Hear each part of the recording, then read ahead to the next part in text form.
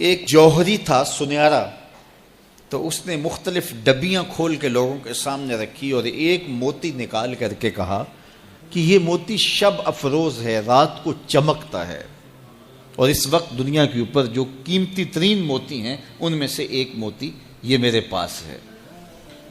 خیر اس نے اپنا سامان سمیٹا تو اس مجلس میں ایک چور بھی بیٹھا ہوا تھا، اس کے دل میں لالچ آ گئی، تو اس نے اس جوہری سے کہا کہ جناب کہاں کے ارادے ہیں؟ تو اس نے کہا کہ میں بمبئی جا رہا ہوں۔ اس نے کہا واہ واہ کیا اچھا ہوا، میں بھی تو بمبئی جا رہا ہوں، تو چلو اکٹھا سفر ہوگا۔ وہ جوہری سمجھ گیا اس کی نیت کے کھوٹ کو کہ یہ میرا ہم سفر تو نہیں ہے، اس کا دل آ گیا ہے اس موتی پہ اور مجھ سے ہر صورت یہ موتی چرانا چاہتا ہے۔ لیکن وہ بھی بڑا سمجھدار تھا، اس نے کہا آ جائیے کوئی بات نہیں۔ سفر چلتا رہا، رات ہوئی، جب سامان اتارا اور سونے کی تیاری کی تو وہ جو اس نیت سے ساتھ ہم سفر بنا تھا اس نے بھی اپنی قمیض اتار کے لٹکا دی، اور اس جوہری نے بھی۔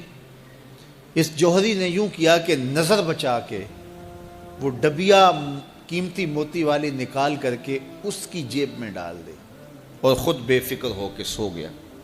جب یہ خراٹے لینے لگا تو چور اٹھا، اس کا سامان ٹٹولا، اس کی جیبیں دیکھیں، سارا دیکھتا رہا۔ خیر دن چڑھ گیا، جوہری اٹھا، اس نے نظر بچا کر کے اس کی جیب میں ہاتھ ڈال کر کے وہ موتی اپنی جیب میں ڈال لیا۔ صبح جب ناشتے پہ بیٹھے تو اس چور نے باتوں ہی باتوں میں بات کی، وہ آپ کے موتی کی چمک شمک نظر نہیں آئی رات کو؟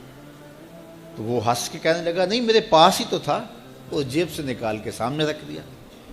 دل ہی دل میں بڑا حیرت زدہ ہوا، میں نے تو سارا ٹٹولا، یہ اگر کہیں تھا تو مجھے کیوں نہیں ملا؟ چلو آج صحیح۔ اگلا دن آیا تو پھر اس نے قمیض اتار کے رکھی اور اس نے نظر بچا کے اس کی قمیض میں وہ موتی ڈال دیا اور خود بے فکر ہو کے سو گیا۔ یہ ساری رات اس کے سامان میں، اس کے لباس میں تلاش کرتا رہا اور وہ مزے سے سویا رہا۔ صبح اٹھا اور نظر بچا کے اپنی جیب میں ڈال لیا۔ ناشتے پہ پھر بات کی کہ وہ آج بھی کوئی چمک شمک دکھائی نہیں دی۔ اس نے کہا میرے پاس ہی تھا، جیب میں ہاتھ ڈالا اور سامنے رکھ دیا۔ بڑا حیرت زدہ ہوا، دل ہی دل میں سوچا چلو کل صحیح۔ اس نے پھر ایسے کیا اور یہ ساری رات اس کا سامان ٹٹولتا رہا پوری تفصیل کے ساتھ۔ خیر جب صبح ہوئی تو اس نے پھر نظر بچا کے اپنی جیب میں وہ موتی رکھ لیا تھا۔ تو اس نے پوچھا وہ رات والا موتی آپ کا نظر نہیں آیا جس کو آپ کہتے تھے چمکتا ہے؟ کہا وہ ڈبیا میں رکھا ہے اس لیے چمک دکھائی نہیں دی، تھا تو میرے پاس ہی، اور جیب میں ہاتھ ڈالا اور سامنے رکھ دیا۔ یہ سر پکڑ کے بیٹھ گیا، میں روز اس کی جیب ٹٹولتا ہوں، سامان بھی دیکھتا ہوں، یہ رکھتا کہاں ہے؟ میں نے تو کوئی جگہ نہیں چھوڑی۔ اس نے کہا سچ بتاؤں میں تیرا ہم سفر نہیں تھا، میں چور تھا، میں تم کو بتا رہا ہوں۔ اب آپ میرے بھی استاد نکلے، مجھے اتنا بتاؤ کہ یہ موتی آپ رکھتے کہاں تھے؟ میں ساری رات ٹٹولتا رہا اور 3 دن ہو گئے مجھے، میں نے کوئی گوشہ نہیں چھوڑا، آپ کا سامان کھول کھول کے دیکھا ہے، آپ کا لباس الٹ پلٹ کے دیکھا، لیکن مجھے ملا ہی نہیں، یہ رکھتے کہاں تھے؟ مجھے یہ تو بتاؤ۔ اس نے کہا لوگوں کی جیب میں ٹٹولتے رہے، اپنی جیب میں ہاتھ ہی نہیں ڈالا۔ بلے شاہ اڈ دیاں پھڑنے، جڑا گھر بیٹھا ہے انہوں پڑھیا ہی نہیں۔ وَفِي أَنفُسِكُمْ أَفَلَا تُبْصِرُونَ، کہا تم کہاں اسے ڈھونڈ رہے ہو، ذرا اندر بھی اتر کے دیکھو، اندر اترو گے تو اس کا سراغ مل جائے گا۔ نہ مسجد وچ نہ مندر وچ، لب یار نو اپنے اندر وچ۔ جب اپنے اندر اترو گے تو پھر سراغ زندگی نصیب ہو جائے گا، عرفان ذات ہوگا تو پھر عرفان الہی نصیب ہوگا۔ لیکن ہم دائیں بائیں ڈھونڈنے نکلے لیکن اپنے اندر اتر کے نہ دیکھا، تو سراغ زندگی ملتا ہی تب ہے جب اس کی چوکھٹ پہ جھکنا بندہ سیکھ جاتا۔ تو اس کی چوکھٹ پہ جھک کر کے زندگی کی سربلندی حاصل کیجئے اور مقصد زندگی حاصل کیجئے۔ حضور نے فرمایا اللہ اس شخص کے چہرے کو تر و تازہ رکھے جس نے میرے سے کوئی حدیث سنی، پھر جیسے سنی اس کو ویسے آگے پہنچا دیا۔ اور آقا کریم نے فرمایا بعض اوقات سنانے والا اس پر اتنا پہنچ کے عمل نہیں کرتا جتنا پھر سننے والا اس کے اوپر عامل ہو جاتا ہے۔ تو جب حضور نے دعا دی ہے کہ اللہ اس شخص کے چہرے کو تر و تازہ رکھے جس نے میری حدیث کو، میرے فرمان کو سنا اور ایسے ہی آگے پہنچا دیا، تو پھر موت کی سختیاں بھی اس کے چہرے کی تر و تازگی ختم نہیں کر سکتی، پھر قبر کے لمحے بھی اس کے چہرے کی تر و تازگی کو ختم نہیں کر سکتے۔ حشر کے دن لوگوں کے چہرے مرجھائے ہوں گے، جس کو رسول اللہ کی دعا ہے اس کا چہرہ اس دن بھی تر و تازہ ہو۔ تو حضور علیہ الصلوۃ والسلام کے فرامین کو سننا، دیکھیے جو تفصیلی علوم ہیں ان کو حاصل کرنا، سیکھنا، یہ ہر ایک کے لیے فرض نہیں ہے، لیکن جو ضروریات دین ہیں ان کو سیکھنا یہ فرض عین ہے، یہ ہر ایک کے اوپر فرض ہے۔ اگر کوئی نہیں سیکھتا تو وہ گناہ گار ہے، اور اس میں نماز کے مسائل ہیں، روزے کے مسائل ہیں، حج کے مسائل ہیں، زکوٰۃ کے مسائل ہیں، اگر کاروبار کرتا ہے تو بیع و شراء کے مسائل ہیں، اور کفر اسلام کی ضروری باتیں ہیں کہ کفر کیا ہے، اسلام کیا ہے۔ تو یہ ساری ضروری چیزیں جو ہیں ایمانیات سے جو تعلق رکھتی ہیں، ان کا سیکھنا جو ہے ضروری علوم کا، یہ ہر ایک کے اوپر فرض ہے۔ تو اس لیے آپ لوگ اپنا وقت کچھ نکال کر کے جو ہے وہ اس کے لیے صرف کریں، اور ضروریات دین سیکھنے کے لیے کچھ فرصت کے لمحے نکالیں۔ لوگ کتنے طویل ڈپلومے کرتے ہیں، کاروبار سیکھتے ہیں، کن علوم میں مہارت ہے جو ہمارے لیے بالکل غیر ضروری ہے۔ کسی نوجوان کے پاس بیٹھ جاؤ نا تو وہ تمہیں بتائے گا کہ کس کرکٹر نے کس میچ میں کتنے سکور کیے تھے، لوگوں کی یہاں تک معلومات ہیں، اور وہ 15 سال پرانا میچ ہے، اس کے اندر کس نے کتنے آؤٹ کیے تھے، کتنے وکٹیں لی تھیں، کتنے جو ہے وہ اس نے سکور کیے تھے، اور اس کی پوری زندگی کے سکور کتنے ہیں، کیسی کیلکولیشن ہے، اور کس قدر لوگوں کا پکا حساب ہے۔ یہ وہ چیز ہے جس کا نہ دنیا میں فائدہ نہ آخرت میں فائدہ، لیکن دلچسپی ہے نا، جس چیز سے دلچسپی ہو تو وہ چیز خود بخود ازبر ہوتی چلی جاتی ہے۔ دلچسپیاں انسان کو جو ہے وہ کسی چیز کو یاد کرنے میں مدد دیتی۔ ایک عرب شیخ کہہ رہا تھا کہ ہم ماضی میں پڑھتے تھے کہ ہمارے اسلاف، ہمارے بزرگ ایک رات میں پورا قرآن ختم کر لیتے تھے، تو وہ کہتا میں سوچتا تھا کہ ساری رات قرآن بندہ پڑھتا رہے تو کس طرح ممکن ہے؟ تو کہتا ہے میں اپنے بچوں کو دیکھتا ہوں کہ وہ جو ہے وہ موبائل کے ساتھ لگے رہتے ہیں، اور فجر کی اذان ہو جاتی ہے تو وہ تب چونکتے اچھا رات گزر گئی۔ تو میں کہتا ہوں نوجوان کی دلچسپیاں کچھ اور ہیں، اور وہ بھی اس شغف کی وجہ سے ایسا کھبا کہ رات گزر گئی اور اس کو پتہ ہی نہ چلا۔ تو جن کو قرآن کا نشہ ہو گیا تھا ان کی ساری راتیں قرآن میں گزر جاتی تھی، اور ان کو پتہ ہی نہیں ہوتا تھا کہ رات بھی گزر گئی ہے، اور اذان ہوتی تو پھر پتہ چلتا کہ اچھا رات گزر گئی ہے۔ تو یہ شوق اگر پیدا ہو، شوق تو دیکھیے یہ گیموں کا پیدا ہو جائے، کھیلوں کا پیدا ہو جائے، تو وہ انسان کو کیا کچھ سکھا دیتا ہے، اور جس کے سینے میں کتاب اللہ کا شوق پیدا ہو جائے تو پھر کیوں نہ اس کے سینے کے اندر جو ہے وہ طلب کتاب اللہ کی تلاوت کی پیدا ہوگی۔ تو اپنے سینوں میں علم حاصل کرنے کا شوق پیدا کرو، علم سیکھو، اپنی نسلوں کو سکھاؤ، اپنی اولادوں کو دین سکھاؤ، اپنی اولادوں کو نماز کا خوگر اور عادی بناؤ، ان کو کھینچ کھینچ کے نماز کی طرف لے جاؤ، یہ عادی بن جائیں نماز کے، تاکہ بعد از انتقال دعاؤں کے سلسلے جاری رہیں۔ کتنے لوگ تھے جو ہمارے ساتھ چلتے ہوتے تھے، آپ ذرا اپنے ذہن پہ زور دیں، بچپن کے دوست، کلاس فیلوز، کاروباری ساتھی، گلی محلے کے لوگ، رشتہ دار، اعزاء و اقربا، آباء و اجداد، اور کتنے لوگ آپ کے مخالفین، معاندین، یہ ساری ایک فہرست ذہن میں لائیں تو ایک دم خیال پڑتا ہے فلاں بھی چلا گیا، فلاں بھی چلا گیا۔ کوئی سال کے بعد اچانک کوئی بات یاد آتی ہے تو یاد آ جاتا ہے، کوئی 6 ماہ کے بعد یاد آتا ہے۔ کئی ایسے لوگ ہیں کہ سال ہا سال بعد یاد، ہاں وہ بھی ہوتا تھا۔ مٹی کا رزق بن گئے، قصہ پارینہ بن گئے، کہانی تو اتنی سی ہے نا، جو اکڑ اکڑ کے چلتے تھے آج وہ مٹی کا رزق بن گئے ہیں، جو اپنے بدن پہ چٹکی مٹی بھی نہیں پڑنے دیتے تھے آج ان کے کفن بھی تار تار ہو گئے۔ حضرت غوث اعظم فرماتے ہیں قبرستانوں میں جا کے دیکھو کیسے کیسے حسینوں کی مٹی خراب ہو رہی ہے۔ اللہ اکبر، بدن خاک میں مل گئے، ہڈیاں چور چور ہو گئی، ریزہ ریزہ ہو گئی، قبروں کے نشان بھی مٹ گئے، کتبے بھی ٹوٹ گئے، مٹ گیا مشتاق دل سے رنگے یاد رفتگاں، پھول مہنگے ہو گئے، قبریں پرانی ہو گئی۔ کون کسی کو یاد کرتا ہے؟ اور اسی طرح ہم مل کے مٹی کا رزق بننے والے ہیں، لیکن کوئی ایسا کام چھوڑ جائیں گے، اپنے رب سے جڑ جائیں گے، اپنے رب کے بندوں سے جڑ جائیں گے، رسول کریم کے دامن کو تھام لیں گے، تو پھر موت بھی مرنے نہیں دے گی، پھر سر خرو اور سر بلند ہوں گے، پھر عزتوں کے تاج سروں پہ رکھے جائیں گے، وقار کی مسند پہ بٹھائے جائیں گے، فقیر نام تنا دا باہو قبر جنہ دی جیوے ہو، پھر قبروں پہ بھی چراغاں ہوگا جب ہم ان سے جڑ جائیں گے۔ تو یہ مختصر زندگی کی تمام تر لطافتوں کے حصول کے ساتھ گزرنی چاہیے۔ کتنے نوجوان ہیں جنہوں نے اپنی توبہ کو مؤخر کیا تھا بڑھاپے کے لیے، اور آج قبرستانوں میں دفن ہیں۔ آپ جا کے قبرستانوں میں دیکھیں، وہ سوچتے تھے کہ ابھی تو جوانی ہے، جوانی سے لطف اندوز ہو لیں، بڑھاپے میں توبہ کر لیں گے، لیکن بڑھاپا نہیں آیا، موت آ گئی۔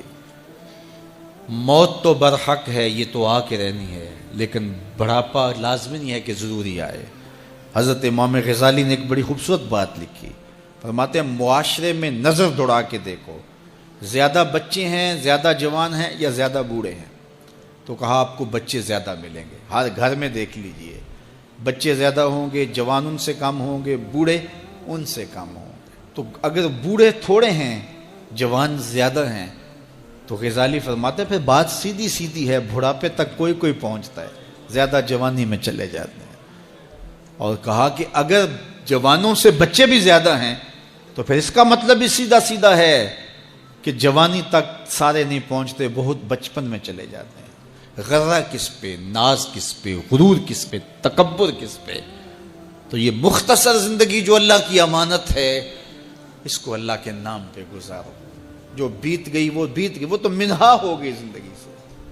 وہ مجھے رات سے کچھ لوگ میسج بھیج رہے ہیں کہ آج 16 مارچ ہے اور آپ کا پیدائش کا دن ہے، مبارک ہو، اللہ سب کو جزا دے۔ لیکن میں آج اپنی چھوٹی بیٹی کو بھی کہہ رہا تھا، وہ مجھے بولی کہ ابو آپ کو مبارک ہو، تو میں نے کہا کہ آپ ہاتھ اٹھا کے اللہ کی بارگاہ میں دعا کرو کہ اللہ آپ کے باپ کے 46 سال کے گناہ معاف کر دے۔ یہ تو زندگی گزر گئی ہے، 46 سال میرے ہاتھ سے نکل گئے ہیں، میں الٹا بھی لٹک جاؤں تو یہ میرے ہاتھ نہیں آ سکتے۔ اگر میں نے اچھے گزارے ہیں تو مجھے مبارک ہو اگر قبول ہو گئے ہیں، اور اگر اچھے نہیں گزرے تو مجھے توبہ کرنی چاہیے، زندگی کی کوتاہیوں سے توبہ کرنی چاہیے۔ ہم سمجھتے ہیں ہم بڑے ہو رہے ہیں، حقیقت میں ہم چھوٹے ہو رہے ہیں۔ ہم اپنی زندگی کے اہداف طے کریں، زندگی کے مقاصد طے کریں، ساری زندگی اس کے گرد سفر کرنی چاہیے۔ کئی لوگ ساری زندگی گزار دیتے ہیں، ان کو ساری زندگی راستہ نہیں ملتا کہ جانا کدھر ہے۔ وہ کیوں؟ وَأَضَلُّ السَّبِيلَ، اللہ فرماتا وہ بھٹکے ہوئے مسافر ہوتے ہیں۔ اللہ سے راستہ مانگو، آہستہ چلو، لیکن منزل کا تعین کر کے بڑھتے رہو، منزل تمہارا استقبال کرے گی۔ آج مشکل ہے تو کل آسانیاں ہوں گی۔ تو یہ زندگی تیزی کے ساتھ کٹ رہی ہے، لمحہ لمحہ میں اور آپ موت کے قریب ہو رہے ہیں۔ قبل اس سے کہ وہ وقت آئے کوئی حجت باقی نہ رہے، مجھے اور آپ کو اپنی آخرت کی تیاری کی کوشش کرنی چاہیے۔ اور میاں کوئی بہت زیادہ کھا لیتا ہوگا تو وہ کتنا کھا لیتا ہوگا؟ 1 کلو کھا لیتا ہوگا، 2 سیر کھا لیتا ہوگا، لیکن شیر پورے کا پورا جانور ہڑپ کر لیتا ہے، ہاتھی چھوٹا پورا درخت ہڑپ کر لیتا ہے، تو کھانے میں تو وہ پھر ہم سے کثرت رکھتے ہیں۔ یہ کتنے کتنے جانور ہیں جنہوں نے کتنے خوبصورت اپنے لیے گھونسلے بنائے ہوتے ہیں۔ تو یہ مقصد نہیں زندگی کا، یہ ہماری ذیلی ضروریات ضرور ہیں، لیکن مقصد زندگی کا نہیں ہے۔ اکبر الہ آبادی نے کہا تھا نا، کیا بتائیں احباب کیا کار نمایاں کر گئے، کیا بتائیں احباب کیا کار نمایاں کر گئے، بی اے کیا، نوکر ہوئے، پینشن ملی اور مر گئے۔ کیا یہ زندگی ہے؟ کہتے جی فلاں بندہ رزق حلال کماتا ہے، کسی کو ضرر نہیں دیتا، بس ٹھیک ہے، اچھی بات ہے، لیکن یہ کام تو چیونٹی بھی کرتی ہے۔ صبح اپنی بل سے نکلتی ہے، اپنی خوراک ڈھونڈتی ہے، کسی کو ضرر نہیں پہنچاتی۔ چیونٹی کا مزاج دیکھا ہے کہ وہ آ رہی ہے تو آگے آپ کو چیز رکھتے تو وہ راستہ بدل لیتی ہے، وہ مزاحمت بھی نہیں کرتی۔ خود کھاتی ہے، بچوں کو کھلاتی ہے، موسم برسات کے لیے جمع بھی کر لیتی ہے. اور یہی اگر وظیفہ حضرت انسان کا ہو تو پھر یہ اشرف کیسے ہے؟ یہ ایک وظیفہ تو چونٹی بھی ادا کرتی ہے. گھونسلے تو اچھے جانور بھی بنا لیتے ہیں، یہ اچھا گھر بنا لیا تو یہ کامیاب کیسے ٹھہرا؟ اس کی زندگی کا کوئی مقصد تھا. یہ اشرف المخلوقات ہے، فرشتوں کی پیشانیاں اس کے آگے یوں ہی نہیں جھکائی گئی، اس کو شعور و فہم سے یوں ہی نہیں نوازا گیا، اس کو امانت یوں ہی نہیں سونپی گئی. وہ امانت جس کو پہاڑوں پہ پیش کیا تو پہاڑوں نے کہا ہم نہیں اٹھا سکتے، چٹانوں پہ پیش کیا گیا انہوں نے کہا ہم نہیں اٹھا سکتی، آسمانوں پہ پیش کیا گیا آسمان کہتے ہمارے بس کا روگ نہیں. زمین نے کہا میری چھاتی تو بہت چوڑی ہے لیکن یہ بار امانت میں نہیں اٹھا سکتی. سمندروں نے کہا ہمارے بس کا روگ نہیں ہے. فحملها الانسان، انسان نے کہا یہ بار امانت میں اٹھاؤں گا، یہ بوجھ میں اٹھاؤں گا. تو اس نے یہ ذمہ داری خود لی ہے، خود قبول کی ہے، اس نے یہ مکلف ہے. باقی مخلوقات مکلف نہیں ہیں، غیر مکلف ہیں، یہ مکلف ہے. یہ اپنے مقصد کو سمجھے، زندگی کے اہداف طے کریں، زندگی کے مقاصد طے کریں، ساری زندگی اس کے گرد سفر کرنی چاہیے. پاگلوں کی طرح کبھی ادھر سر اٹھا کے چل پڑیں، کبھی ادھر سر اٹھا کے چل پڑیں. اللہ سے راستہ مانگو. اور جس کو یہ نصیب نہ ہوا، دیکھیے آپ نے یہاں سے لاہور جانا ہو تو سب سے پہلا کام آپ کو کیا کرنا ہوتا ہے کہ رخ سیدھا کرنا ہوتا ہے. اگر آپ نے لاہور جانا ہے تو آپ کو یہاں جنوب کا رخ کرنا ہوگا. تو پھر آہستہ آہستہ بھی چلیں گے تو ایک دن پہنچ جائیں گے. پیدل بھی چل نکلیں گے پھر بھی پہنچ جائیں گے، سائیکل پہ جائیں گے پھر بھی پہنچ جائیں گے، موٹر سائیکل پہ جائیں گے پھر بھی پہنچ جائیں گے، گاڑی اور جہاز پہ جائیں گے پھر بھی پہنچ جائیں گے. گاڑی والا جلدی پہنچ جائے گا، سائیکل اور پیدل والا ذرا تاخیر سے پہنچے گا. جو رک رک کے جاتا ہے وہ بھی پہنچ جائے گا، کچھ وقت لگ جائے گا اس کو. جب منزل کا رخ سیدھا ہے تو چلنے والا سست بھی چلے تو ایک دن پہنچ جائے گا. اور اگر رخ سیدھا نہیں ہے، جانا لاہور تھا رخ ادھر کا ہو گیا، تو جتنا تیز چلے گا منزل سے اتنا ہی دور ہوتا چلا جائے گا. اس لیے رخ کا تعین اور منزل کا پتہ ہونا اور اپنے مقصد زندگی سے آگہی، یہ مومن کی زندگی ہے. اور یہ روز اللہ کی بارگاہ میں وہ دعا کرتا ہے، اہدنا الصراط المستقیم، مالک مجھے مستقیم سیدھی راہ کی ہدایت عطا کر دے. اور جس کے پاس یہ نہیں ہے اس کے لیے اضل سبیلا کا کہا گیا، وہ بھٹکا ہوا مسافر ہے. آہستہ چلو لیکن منزل کا تعین کر کے بڑھو، بڑھتے رہو، منزل تمہارا استقبال کرے گی. حضور نے فرمایا اللہ اس شخص کے چہرے کو تر و تازہ رکھے جس نے میرے سے کوئی حدیث سنی، پھر جیسے سنی اس کو ویسے آگے پہنچا دیا. ادارۃ المصطفیٰ پاکستان آج سے 25 سال قبل اپنی جد و جہد کا آغاز کرتے ہوئے اپنے ایک متعین راستے پہ گامزن ہوا اپنے ساتھیوں کو لے کر کے، اور اسی طے شدہ ہدف پر اپنے سفر کو جاری رکھا. اور حالات اور لوگوں کے رجحانات کو دیکھ کر کے اپنی منزل تبدیل نہیں کی، بلکہ قرآن و احادیث کی تعلیمات کے نتیجے میں جو اہداف متعین تھے اس پر اپنے سفر کو جاری رکھا. اور آج دنیا کے ایک ایک کونے میں الحمدللہ محبت کی یہ آواز پہنچ چکی ہے. اور 25 سال کے بعد ہم پہلی مرتبہ بڑے پیمانے پر مصطفی اجتماع کرنے جا رہے ہیں. انشاءاللہ العزیز اللہ نے چاہا تو 1 اپریل کو یہی مرکز مصطفیٰ میں مصطفی اجتماع منعقد ہوگا. خواتین کے لیے پردے کا انتظام ہم نہیں کر پائیں گے چونکہ اوپر والے ہالز وغیرہ بھی ہمیں مردوں کے لیے ان کی ضرورت ہوگی، تو اس لیے خواتین سے ہم معذرت کر چکے ہیں. 1 اپریل کے اس مصطفی اجتماع میں بھرپور دعوت کا آغاز ہو چکا ہے. جمعۃ المبارک کے جملہ سامعین اور میرے ساتھ محبت کرنے والے تمام لوگوں کو میں یہ میسج دیتا ہوں کہ وہ اس کے دعوتی عمل میں بھرپور شریک ہوں اور وطن عزیز کے کونے کونے کے اندر مصطفی اجتماع کی ضروری تشہیر بھی کریں اور اس کے لیے قافلہ سازی بھی کریں اور منظم قافلے لے کر کے یہاں پہنچیں. ہم نے بہت زیادہ وقت اجتماع کے لیے نہیں رکھا، 10 بجے سے لے کر کے نماز عصر تک، اور نماز عصر بھی تاخیر کے ساتھ نہیں، جو اس کا وقت ہے اسی وقت پر انشاءاللہ پڑھیں گے. تو نماز ظہر تک انشاءاللہ فروغ علم کانفرنس ہوگی جس میں علماء اور طلباء کی دستار فضیلت ہوگی، اور ظہر کے بعد انشاءاللہ اصلاح امت کانفرنس ہوگی جس میں مختلف موضوعات پر مبلغین گفتگو کریں گے، اور یہ عاجز بھی کچھ باتیں ضروری آپ کے سامنے رکھے گا. میں چاہوں گا کہ آپ سارے لوگ اس دن اپنے سارے قافلوں کا رخ مرکز مصطفیٰ کی جانب رکھیں، اور ہر قافلہ ہر راستہ مرکز مصطفیٰ کی جانب ہوگا.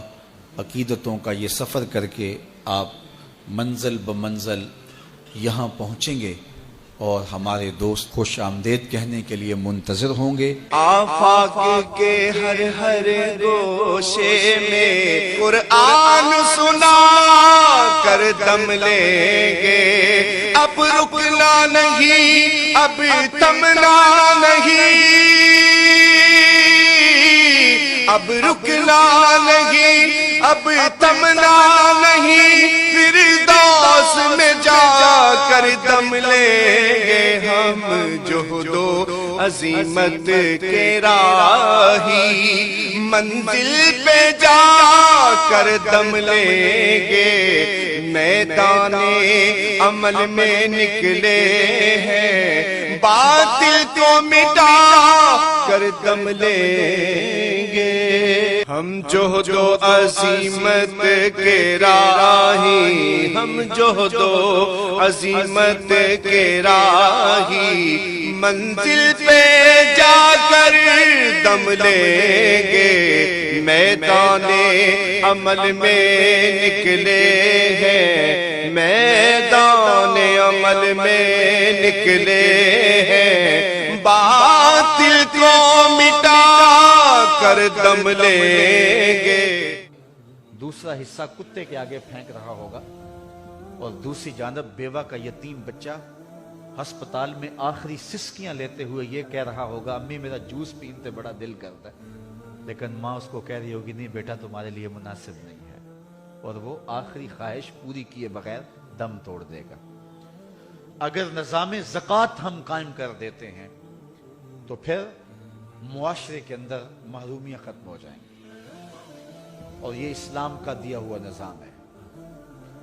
میں آپ کو یہ بات بتاؤں کہ اسلام میں دولت مندی کی نفی نہیں ہے، لیکن دولت قارون سے روکا گیا ہے، دولت عثمان کی ترغیب دی گئی ہے. 3 نیتوں کے ساتھ رزق کمانا اور رزق بھی حلال ہو مشروع ہے. پہلی نیت اپنے آپ کو سوال سے بچانا، تو مجھے مانگنا نہ پڑ جائے، کسی کے آگے ہاتھ نہ پھیلانا پڑ جائے. دوسری نیت اپنے بچوں کی کفالت کرنے کی نیت. تیسری نیت معاشرے کے اپاہج، کمزور یا جن کا کوئی کمانے والا نہیں، ان کی مدد کرنے کی نیت. ان 3 نیتوں سے حلال کمایا تو شریعت میں محمود ہے، اور سچا تاجر کل قیامت کے دن نبیوں کے ساتھ اٹھایا جائے گا. یہ بہت بڑی بات ہے، لیکن نیتیں یہ 3 ہوں اور رزق بھی حلال ہو. اگر نیتیں یہی ہیں لیکن رزق حلال نہیں ہے، ڈاکہ اس لیے کیا کہ غریب بچیوں کی شادی کر دوں، تو نیت اچھی ہے لیکن عمل اچھا نہیں ہے.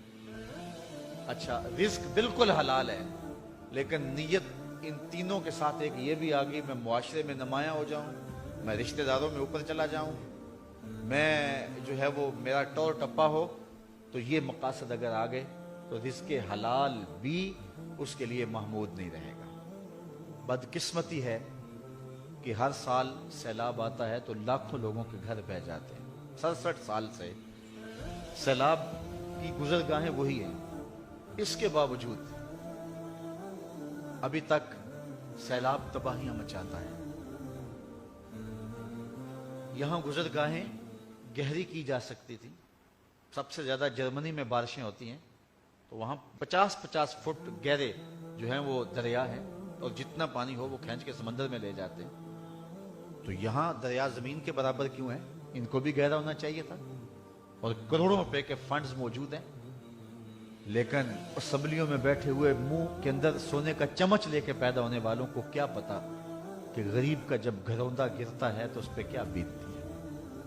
वो माँ जिसने पाई पाई जोड़ के, कमेटियां डाल डाल के, लोगों के घरों के बर्तन मांझ मांझ के बेटी का जहेज बनाया होता है, जब पानी का रेला बेटी का जहेज बहा के ले जाता है तो उस माँ के दिल पे क्या गुजरती। मेरे रोंगटे खड़े हो जाते। मुझे एक बात याद आती है। एक शख्स की जवान बेटी फौत हो गई और मैं उनके घर फातिहा के लिए गया। तो वो खातून भी कह रही थी और उसका शौहर भी कह रहा था।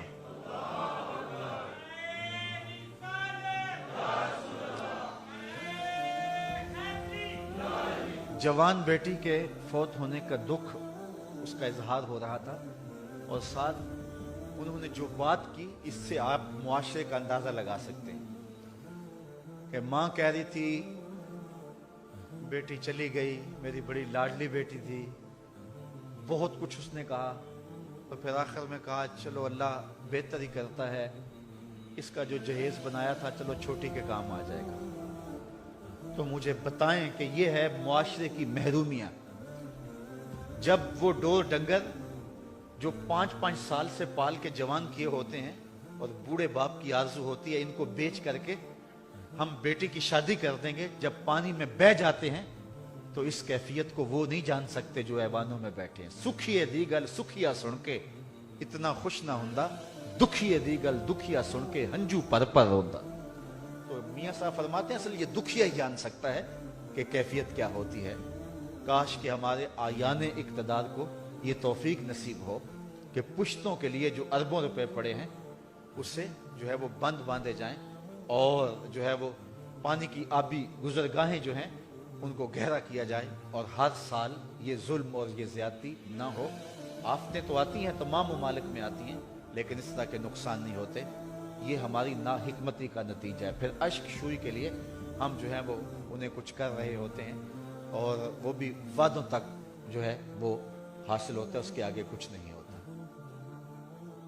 अल्लाहुम्मा सल्ली अला सय्यिदिना व मौलाना मुहम्मद व अला सय्यिदिना अली व सय्यदतिना फातिमा व सय्यदतिना ज़ैनब व सय्यिदिना हसन व सय्यिदिना हुसैन व अला आलिहि व सहबिहि व बारिक कमाया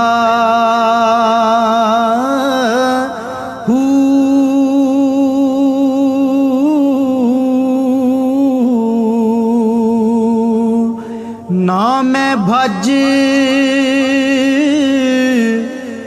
मसीह